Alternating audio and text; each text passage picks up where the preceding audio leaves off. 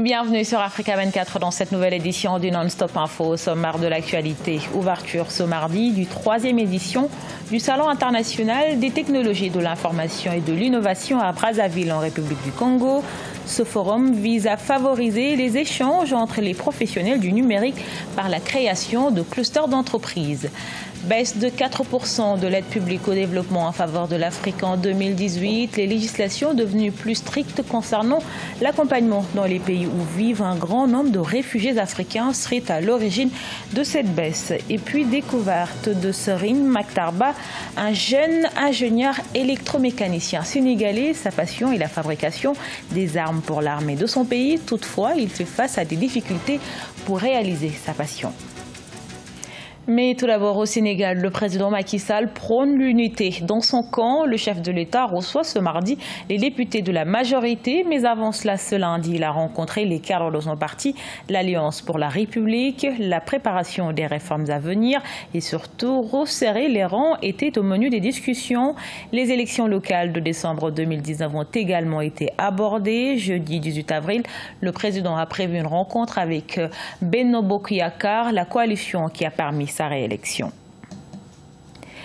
Plusieurs entreprises du secteur numérique de la sous-région Afrique centrale ne bénéficient pas assez des opportunités qu'offre ce secteur.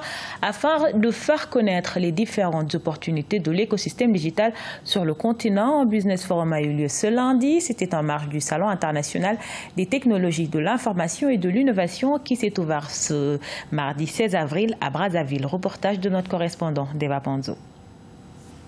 En Afrique, l'économie numérique est en pleine croissance. Le continent est le deuxième plus grand marché au monde en termes de demande en technologie d'information et de communication, avec 350 millions d'utilisateurs de smartphones en 2017. Cependant, les pays de l'Afrique centrale ne profitent pas assez des opportunités offertes par le secteur du numérique à cause du manque de financement et des ressources humaines.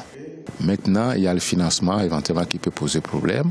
Et là aussi, nous devons arriver à avoir d'autres habitudes de financer, c'est-à-dire des financements, je dirais, de type innovant, qui amènent les banques à mieux comprendre le secteur. Tout ce qui aujourd'hui rentre dans la formation, par exemple, il y a des nouveaux métiers qui viennent, donc les développeurs, les analystes de données. On n'en a pas aujourd'hui, il faut les former.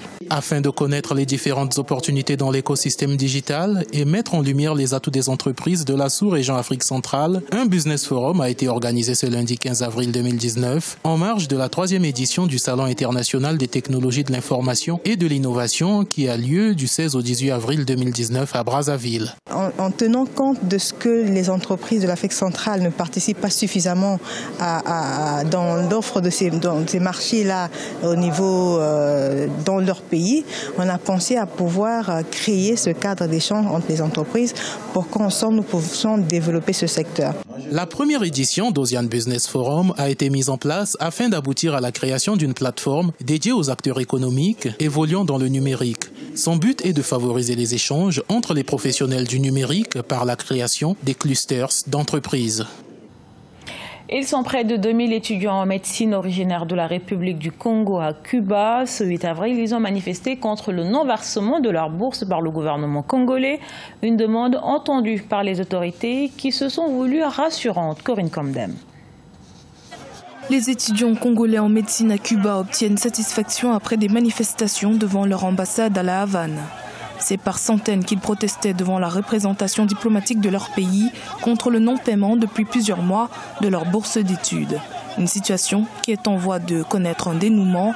Le gouvernement congolais, qui dit rester attentif à leurs revendications, s'apprête en effet à dépêcher une délégation à Cuba pour apporter satisfaction à leurs revendications, mais aussi pour rassurer les autorités cubaines. Il n'y a pas une volonté particulière du gouvernement ou de qui que ce soit au plus haut niveau de l'État de laisser volontairement nos étudiants à travers le monde dans une situation de détresse. C'est une situation conjoncturelle liée à des problèmes financiers. Les ressources publiques ne sont plus suffisantes pour faire face aux charges. Parmi les charges, il y a, hélas, les bourses des étudiants congolais.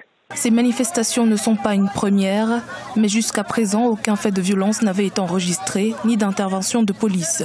Cette fois, plusieurs étudiants ont été légèrement blessés lors d'affrontements avec la police cubaine qui essayait de les déloger. Le gouvernement a décidé d'envoyer une délégation de haut niveau à Cuba. C'est donc pour discuter de vive voix et avec les autorités cubaines qui sont les autorités accueillantes de notre communauté estudiantine et avec les étudiants eux-mêmes. Elle y va pour régler les problèmes qui peuvent être réglés dans l'immédiat et toucher du doigt les problèmes qui, sans pouvoir être réglés tout de suite, pourront l'être dans un délai raisonnable, c'est-à-dire au retour de la délégation quand les choses pourront se faire. On estime à 2000 le nombre d'étudiants originaires du Congo envoyés faire des études à Cuba depuis 2013. La délégation congolaise a reçu des instructions fermes du président de la République Denis Sassou Nguesso en vue d'une résolution durable de la crise.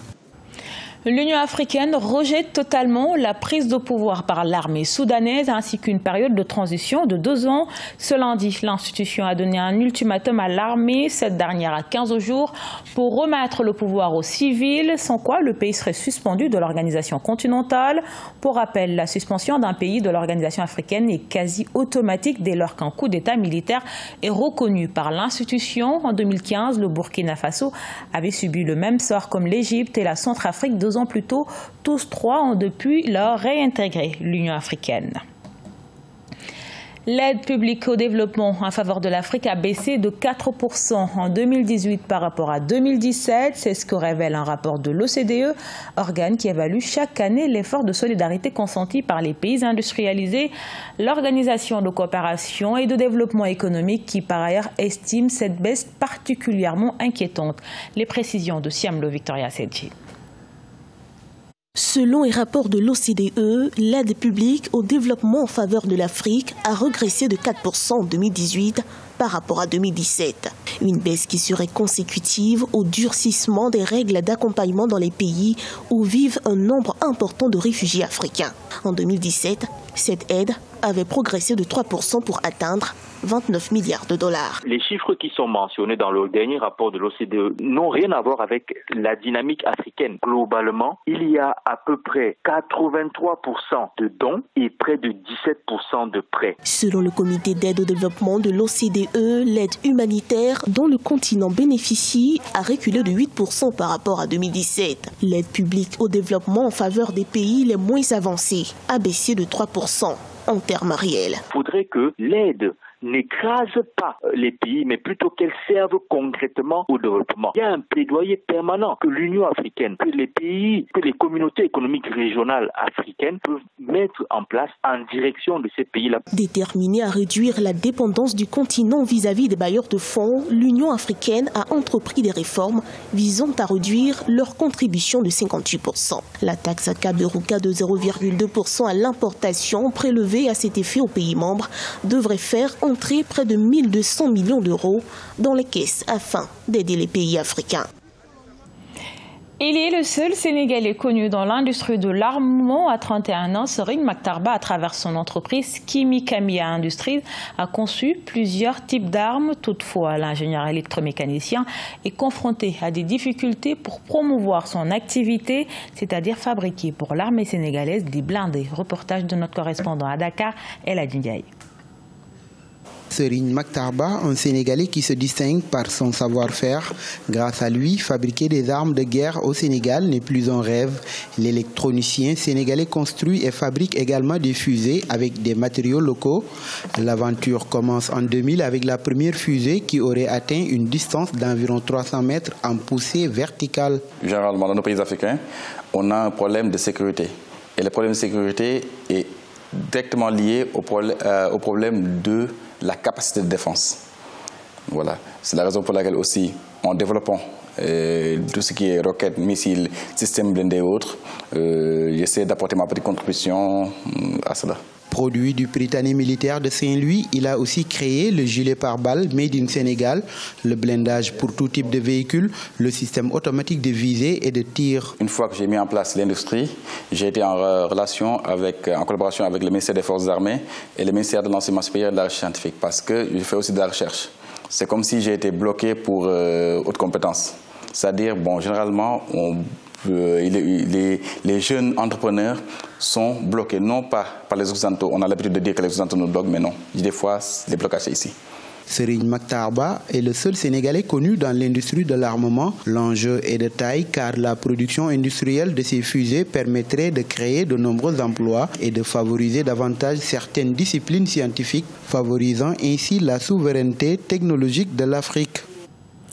Ce journal a été réalisé par l'ensemble de la rédaction. Merci pour votre fidélité. Retrouvez dans un instant une nouvelle édition de l'actualité sur Africa 24.